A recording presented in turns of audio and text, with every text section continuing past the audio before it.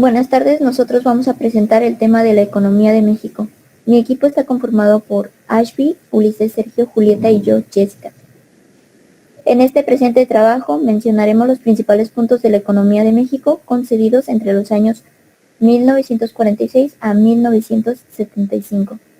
Hablaremos un poquito sobre el sector de los servicios, sin embargo también tocaremos puntos importantes que destacaron como la crisis económica. Comenzaré con el año 1946, donde Daniel Villegas veía a la clase gobernante constituida por la corrupción y por un escaso compromiso entre el programa social, político, económico y cultural. La inflación se dio a mediados de 1946. Este fenómeno se refleja con la trayectoria del índice de precios de las importaciones de México. En 1947, Villegas, al concluir la Segunda Guerra Mundial, llegó a la conclusión de que nuestra comunidad nacional estaba en medio de una crisis y que esta razón era básicamente una falla moral por los élites. En 1946, en ese mismo año, el 16 de febrero, se realiza el primer voto femenino. En 1948, el dólar pasa de 4.85 a 8.65. En 1949, Gilberto González publica La presión demográfica. Este documento anticipa los grandes problemas de la concentración poblacional del país.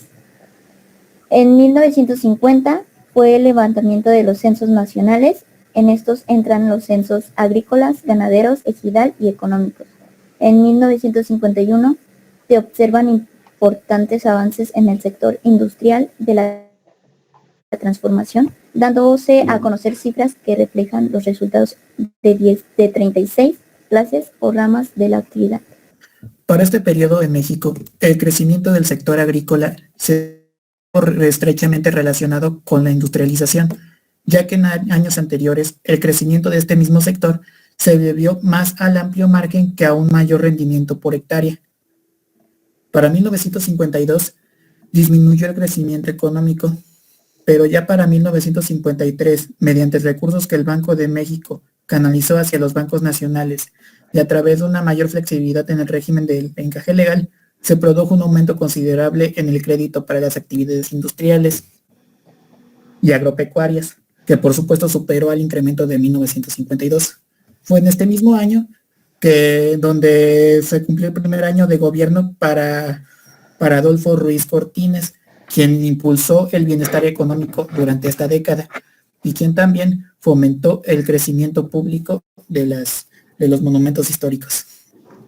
Sin embargo, en 1954, la economía mexicana atravesó un triste periodo, ya que se planeó de manera secreta e incluso al resto del gabinete se le hizo creer que la situación del país era muy buena. Incluso los periódicos difundieron los boletines de prensa en dicho sentido. Y cuando todo pensaba que el país marchaba por el camino correcto y había que tener confianza, en el 17 de abril de ese mismo año, en pleno sábado de gloria, el gobierno anunció la devaluación de 8.65 a 12.50 pesos por dólar.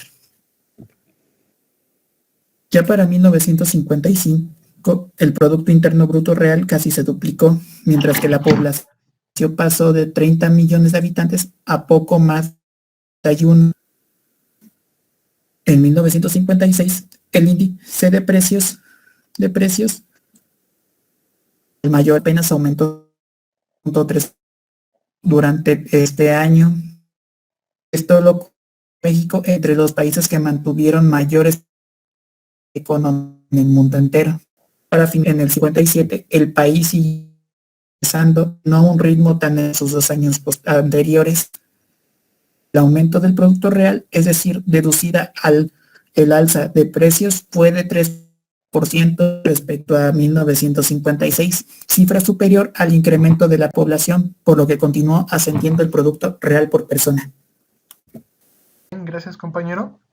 Ahora yo continúo en 1958. La economía mexicana se vio sometida a diversas influencias adversas, tanto internas como externas.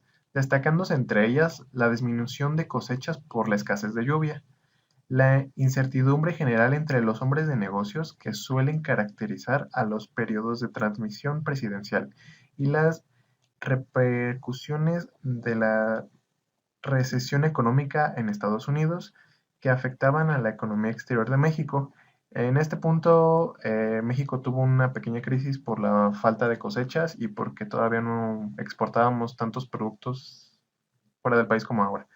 En 1959, en octubre de este año, el índice de precios de mayoreo en el capital fue de 592.5, lo que equivale a un aumento de solo el 0.5% sobre el índice promedio de precios en 1958.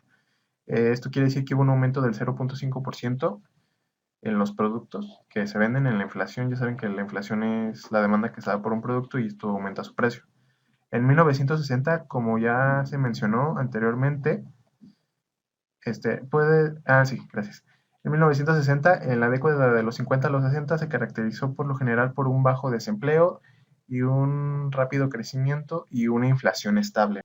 Ahora, en 1961, la ley de minería declaró que únicamente se otorgarían incentivos fiscales a las empresas en las que la mayoría del capital fuera propiedad de los ciudadanos mexicanos.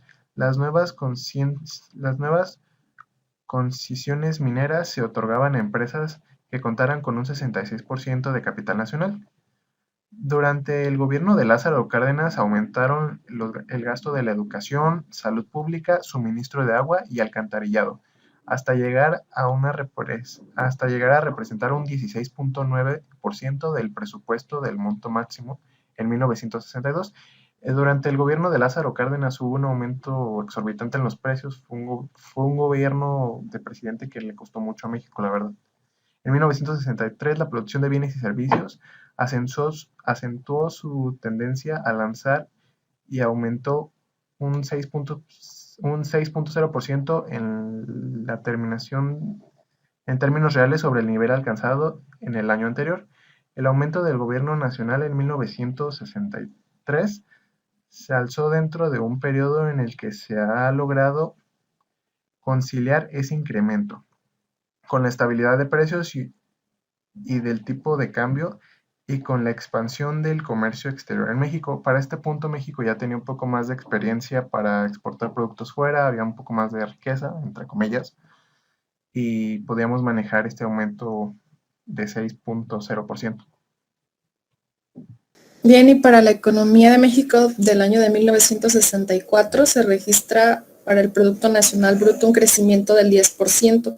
Esto ha resultado de el aumento de la demanda, la elevación en el nivel de los salarios y pues que fue un excelente año agrícola.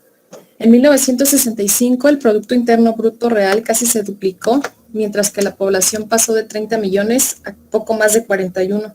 Una expansión demográfica muy alta de casi 3% para la década previa a 1965.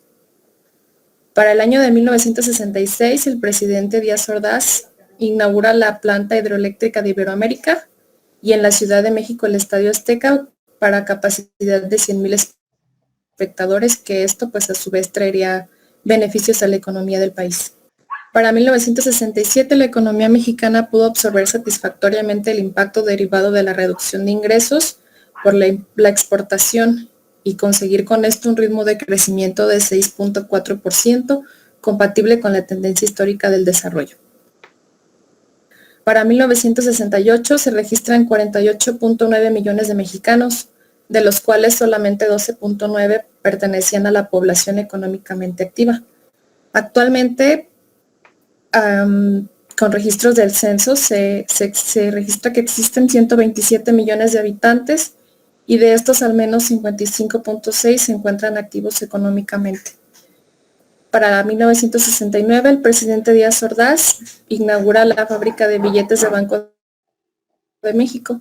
El secretario de Hacienda, Antonio Mena, dice que con la inauguración de la fábrica se cumple un objetivo más para la Constitución de 1917, que en su artículo 28 establece la emisión de billetes por un solo banco controlado por el gobierno. En 1970, Luis Echeverría propuso el modelo de desarrollo compartido, que está enfocado a impulsar el crecimiento de la economía y a la redistribución de riquezas. Durante su primer año, su gobierno permaneció en cautela, incluso hizo que la economía creció un 3.4%. En 1970 se dio una política de freno y arranque. En el segundo año de Echeverría quería hacer lo que había propuesto e incentivar las empresas, pero era tanto el gasto que tenía que hacer para dar mantenimiento y tenerlas funcionando que dejaban de dar dinero y así se desaceleraba la producción. En 1972 se toma la decisión de aumentar los gastos públicos. En 1973 el Estado sabe que se ha emprendido un viaje sin regreso.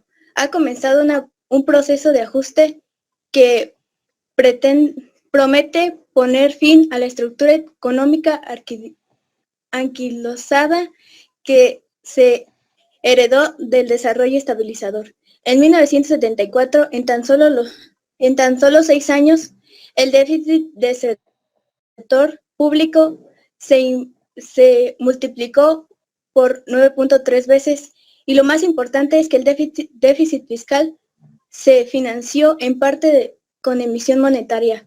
La masa monetaria creció a una tasa promedio interanual del 18.2% durante 1971 a 1975.